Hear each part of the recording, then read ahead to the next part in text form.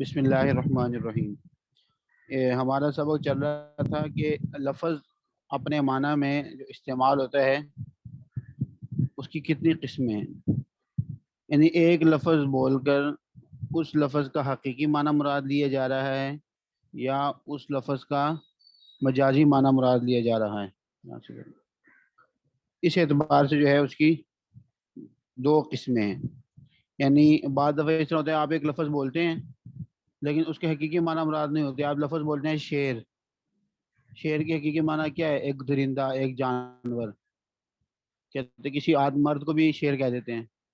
تو شیر کا لفظ بولا جاتا ہے لیکن مراد شیر کی حقیقی معنی نہیں ہوتے بلکہ مجازی معنی ہوتے ہیں، یعنی شیر یہ جو حقیقی معنی ہے وہ اور مجازی معنی جو مرد، ان دونوں میں کوئی چیز ایسی مشترک ہوتی ہے کہ جس کی وجہ سے ایک لفظ کا اطلاق ایک لفظ کو جو ہے نا دوسری کسی اور چیز پر بول دیا جاتا ہے۔ کوئی سخت چیز ہو نا، تو اگرچہ وہ لوہا نہ ہو لیکن کہتے یہ تو بالکل لوہا ہے یار، اس کا جسم اتنا سخت ہے جیسے لوہا ہے، حالانکہ لوہا نہیں ہے، لوہے کی تو حقیقت ہی الگ ہے اور انسان کی حقیقت ہی الگ ہے، لیکن اس کے باوجود کسی بھی مناسبت کی وجہ سے ایک لفظ کو دوسرے اس کے لیے استعمال کر لیا جاتا ہے۔ صفحہ نمبر 104 سے انشاءاللہ ہم پڑھیں گے، 104 سے، یعنی معنی میں استعمال ہونے کے اعتبار سے لفظ کی قسمیں۔ جب لفظ اپنے اصلی اور حقیقی معنی میں استعمال ہو تو وہ حقیقت کہلاتا ہے، یعنی شعر بول کر شعر ہی مراد ہو، اس کا مطلب ہے کہ یہ کیا ہے؟ حقیقت ہے۔ اس کا ہم کہیں گے کہ یہ لفظ اپنے حقیقی معنی میں استعمال ہوا، لہذا یہ یہاں پہ شعر حقیقی ہے۔ اور جب اصلی معنی کو چھوڑ کر کسی تعلق اور مناسبت کی وجہ سے، یعنی کوئی پیر صاحب ہیں، ان کے کوئی ایسے مرید ہیں کہ جو بالکل انہی کی طرح ہیں، تو ہم کہیں گے یار مثال کے طور پر مفتی حسن صاحب آ گئے ہیں۔ اگر مفتی حسن صاحب وہ نہیں ہیں جو آئے ہیں، وہ تو وہ ہیں جو کہ اپنے جگہ پہ مدرسے میں بیٹھے ہوئے ہیں، لیکن اس کی ان کے ساتھ اتنا تعلق ہے کہ ہم کہیں گے کہ ان کا آنا گویا کہ ان کا آنا ہے، ٹھیک ہے؟ یعنی کسی وجہ سے ہوتا ہے، لفظ کسی دوسرے معنی میں استعمال ہوتا ہے وہ کسی وجہ سے ہوتا ہے، ویسے ہی نہیں ہو جاتا۔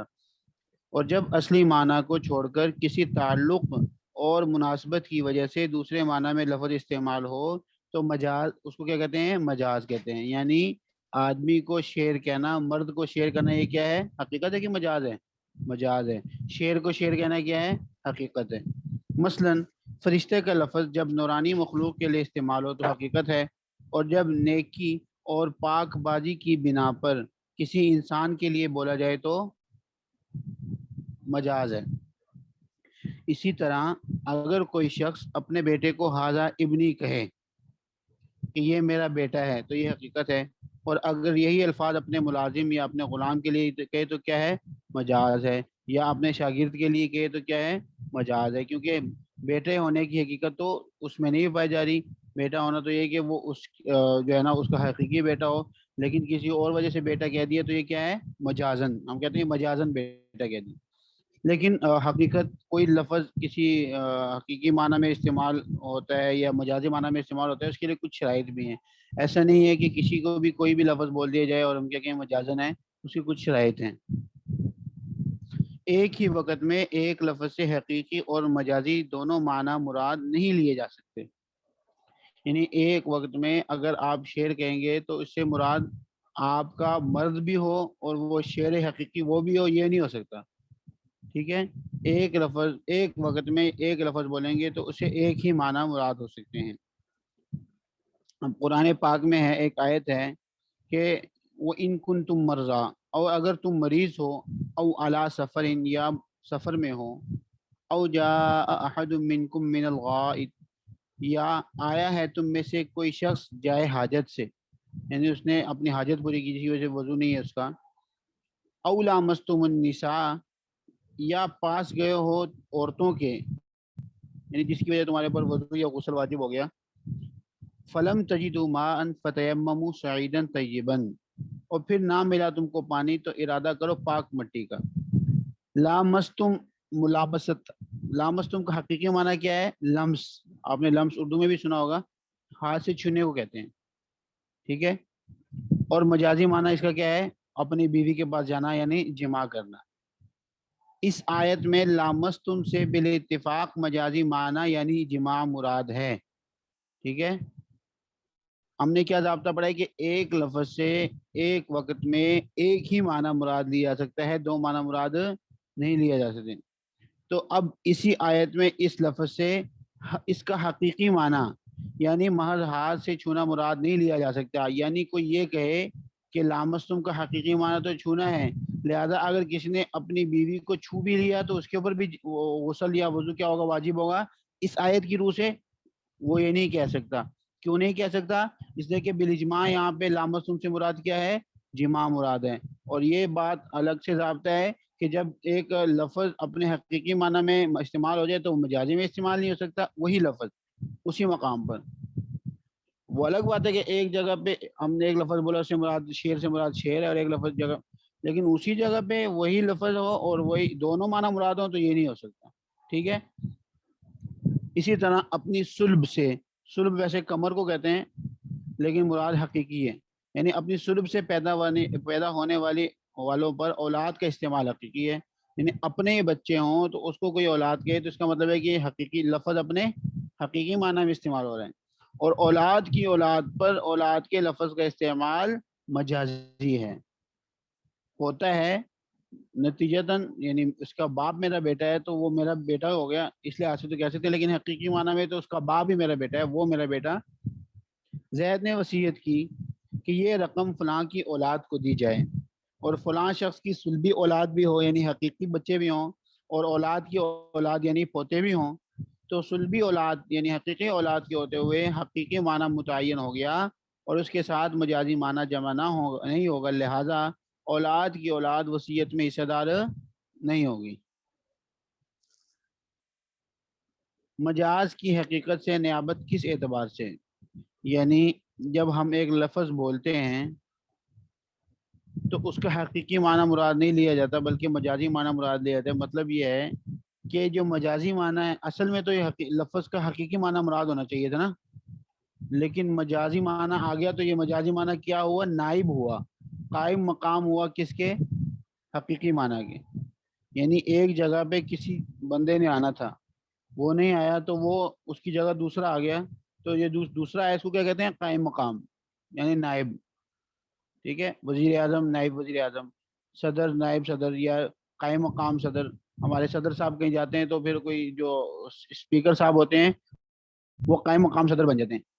تو یہ کہہ رہے ہیں کہ جو مجاز حقیقت کا قائم مقام ہے یہ کس کے اعتبار سے، یعنی مجازی معنی کس وقت میں آپ مراد لے سکتے ہیں، حقیقی معنی کو کس حالت میں چھوڑ سکتے ہیں، یہ بات کریں گے ہم۔ چونکہ مجاز حقیقت کا نائب اور قائم مقام ہوتا ہے، لہذا اب دیکھنا یہ ہے کہ مجاز کی حقیقت سے نیابت یعنی مجاز جو نائب بنا ہے وہ کس اعتبار سے، یا تو صرف کہنے کے اعتبار سے یا حکم کے اعتبار سے۔ یہ عنوان ہے، انشاءاللہ اس کی تفصیل آئے گی تو دوبارہ اس کا خلاصہ کر لیں گے، یہ تفصیل اب۔ یعنی کلام محض عربیت کے اعتبار سے صحیح ہو اور حقیقی معنی مراد نہ لیا جا سکتا ہو تو مجازی معنی کو اختیار کریں گے۔ یعنی ایک لفظ ہم نے بولا، اس لفظ کی جو ترجمہ ہے وہ تو صحیح بنتا ہے لیکن واقع کے اعتبار سے وہ بات غلط ہے۔ لفظ ہم نے بولا، لفظ کے حقیقی معنی مراد نہیں لے رہے، مجازی معنی مراد لے رہے ہیں۔ مجازی معنی کیوں مراد لے رہے ہیں کہ حقیقی معنی یہاں پہ مراد ہی نہیں لیا جا سکتا۔ مثال کے طور پر ایک شخص نے اپنے سے بڑی عمر کے اپنے غلام یا ملازم کو، کہ جس کے بارے میں معلوم ہے کہ یہ فلاں شخص اس کا باپ ہے، یعنی ایک مالک ہے ایک ملازم ہے، ایک مالک ہے ایک کیا ہے، غلام ہے۔ غلام مالک سے بڑی عمر کا ہے اور یہ بھی معلوم ہے کہ غلام فلانے بندے کا کیا ہے، بیٹا ہے، اس کے باوجود یہ مالک اس کو کیا کہتا ہے، تو میرا بیٹا ہے، ٹھیک ہے۔ تو حقیقت کے لحاظ سے دیکھا جائے یعنی یہ بات صحیح ہے کہ غلط ہے، یعنی واقع کے اعتبار سے دیکھا جائے یہ غلط ہے کہ صحیح ہے، غلط ہے۔ اس لیے کہ اول تو اتنی عمر کے بندے کا اپنے سے بڑی عمر کا بیٹا ہو ہی نہیں سکتا، اور دوسرا یہ کہ اس کا باپ بھی معلوم ہے سب کو کہ وہ فلانے کا بیٹا، سب کو پتہ ہے۔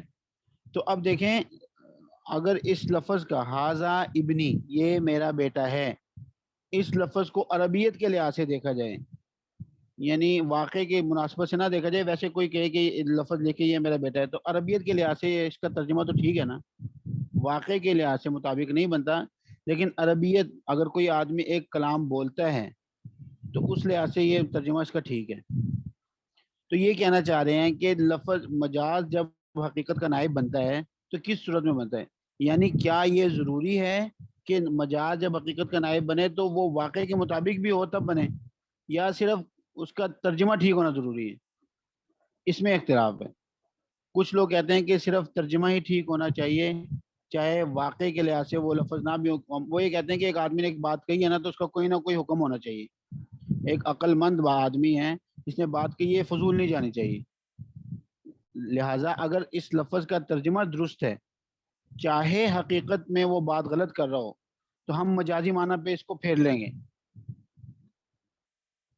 یعنی اگر ترجمہ درست ہے اور واقع کے لحاظ سے وہ غلط ہے، وہ بات جھوٹ ہے، لیکن اس کا ترجمہ صحیح بن رہا ہے اور عربیت کے لحاظ سے اس کا کلام ٹھیک ہے، یعنی کوئی عربیت میں کوئی یہ نہیں کہے کہ کیا اول فول بگ رہا ہے، یعنی کہ یہ آسمان ہے یہ زمین ہے، اس طرح کی بات نہیں کر رہا، ٹھیک ہے۔ تو وہ کہہ رہے ہیں کہ پھر مثلا ایک شخص نے، اب دوبارہ پڑھ لیتے ہیں، چونکہ مجاز حقیقت کا نائب اور قائم مقام ہوتا ہے، لہذا اب دیکھنا یہ ہے کہ مجاز کی حقیقت سے نیابت، یعنی مجاز جو حقیقت کا نائب بنتا ہے وہ تکلم یعنی کلام کے اعتبار سے ہے، یعنی کلام کا صحیح ہونا اس کے لیے کافی ہے، یا کہ اس کا حکم بھی صحیح ہونا ضروری ہے۔ حکم کے صحیح ہونے کا مطلب ہے کہ واقع کے مطابق بھی ہونا ضروری ہے، یعنی کلام کو محض عربیت کے اعتبار سے صحیح ہونا کافی ہے، اور حقیقی معنی مراد نہ لیا جا سکتا ہو تو مجازی معنی کو اختیار کریں گے۔ مثلا ایک شخص نے اپنے سے بڑی عمر کے اپنے غلام کو، جس کے بارے میں معلوم ہے کہ فلاں شخص اس کا باپ ہے، اس کو کیا کہا؟ ہاذا ابنی، یہ میرا بیٹا ہے۔ عربیت کے اعتبار سے یہ کلام صحیح ہے، یعنی اس کا ترجمہ بالکل صحیح ہے، اور اس میں کوئی لغوی غلطی نہیں ہے، یعنی زبان کی کوئی غلطی نہیں ہے اس میں، البتہ اس کا حکم کسی طور سے ثابت نہیں ہو سکتا، یعنی واقعی کے اوپر اگر اس کو لاگو کیا جائے تو یہ بالکل بھی ٹھیک نہیں ہو سکتا، کیونکہ اپنی سے بڑی عمر کا شخص اپنا بیٹا ہو ہی نہیں سکتا۔ امام ابو حنیفہ رحمہ اللہ فرماتے ہیں کہ جب حقیقی معنی مراد نہیں ہے، یعنی یہاں پہ حقیقی معنی مراد ہو سکتے ہیں؟ نہیں ہو سکتے نا، کیونکہ بیٹے کی جو حقیقت کیا ہے کہ وہ اپنا بیٹا ہو، کیونکہ غلام کا نسب بھی معلوم ہے کہ فلانے کا بیٹا ہے، اور ویسے بھی اپنی سے بڑی عمر کا ہے، اس لیے مجازی معنی مراد ہوگا جو یہ ہے کہ آزاد ہے، یعنی بیٹا جو ہوتا ہے نا وہ مملوک تو نہیں ہو سکتا نا، یعنی اب آدمی اپنے بیٹے کا مالک نہیں ہو سکتا، یہ شرعی لحاظ سے ضابطہ ہے۔ یعنی جس زمانے میں غلاموں کا تصور تھا اس زمانے میں بھی یہ بات نہیں تھی کہ باپ مالک اور بیٹا کیا ہو؟ غلام ہو۔ امام ابو حنیفہ رحمہ اللہ صرف عربیت کے اعتبار سے کلام کے صحیح ہونے کا اعتبار کرتے ہیں، وہ کہتے ہیں کہ لغت زبان کے لحاظ سے بات ٹھیک ہے نا، تو ہم اس لفظ کو مجازی معنی میں استعمال کر لیں گے، چاہے واقع کے لحاظ سے بات ٹھیک نہ بھی ہو، زبان کے لحاظ سے ٹھیک ہو تو اس کو ہم مجازی معنی میں استعمال کر لیں گے، اس کے حکم یعنی حقیقی معنی کے کسی طور سے صحیح ہونے کے اعتبار نہیں کرتے، یعنی وہ یہ کہتے ہیں کہ چاہے حقیقت میں یہ بات بالکل ہی غلط ہو، اپنے سے عمر کے بڑی عمر کے بندے کو غلام بیٹا کہہ رہے ہیں، حقیقت کے اعتبار سے بات بالکل غلط ہے، لیکن چونکہ اس کا کلام زبان کے اعتبار سے درست ہے اور وہ عقل مند آدمی ہے، اس نے ایک بات کی تو اس کا کوئی نہ کوئی ہم حکم بیان کریں گے، حقیقی معنی مراد نہیں لے سکتے، مجازی معنی مراد لے لیتے ہیں۔ مجازی معنی کیا ہے اس کا؟ مجازی معنی ہے کہ یہ آزاد ہے۔ مجازی معنی اور حقیقی معنی میں نسبت کیا ہے؟ مجازی معنی اور حقیقی معنی میں نسبت اس طرح ہے کہ بیٹا جو ہوتا ہے وہ کبھی بھی مملوک نہیں ہوتا، بیٹا کبھی بھی اپنے ملکیت میں یا وہ غلام نہیں ہوتا، لہذا وہ گویا کہ یہ کہنا چاہ رہے ہیں کہ یہ آزاد ہے۔ یعنی اب دو، ایک تو ہے کہ زبان لغت کے لحاظ سے وہ کلام ٹھیک ہو، ایک مذہب، ایک جو ہے نا کچھ علماء یہ فرماتے ہیں، اور کچھ علماء یہ فرماتے ہیں کہ حکم کے اعتبار سے، یعنی جب عربیت کے علاوہ اس کا حکم یعنی حقیقی معنی بھی کسی طور سے صحیح بن سکتا ہو لیکن مراد نہ ہو، صرف اسی وقت اس کا مجازی معنی مراد لیا جائے گا۔ یہ کہہ رہے ہیں کہ کم از کم وہ اگرچہ اس کا نسب معلوم ہے لیکن اپنے سے کم عمر تو ہونا چاہیے نا کم از کم، یعنی کسی نہ کسی لحاظ سے تو یہ بات صادق ہو سکتی تھی۔ یعنی اگر ایک آدمی اپنے سے کم عمر کے بندے کو کہے کہ یہ میرا بیٹا ہے تو کسی نے کسی اعتبار سے تو یہ بات ممکن تھی نا.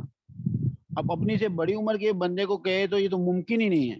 یعنی وہ چیز ممکن ہونی چاہیے کم از کم, پھر مجازی معنی کی طرف جائیں گے. اگر وہ چیز ممکن ہی نہ ہوئی تو ہم کہیں گے یہ نے بکواس کی ہے, فضول بات کی ہے.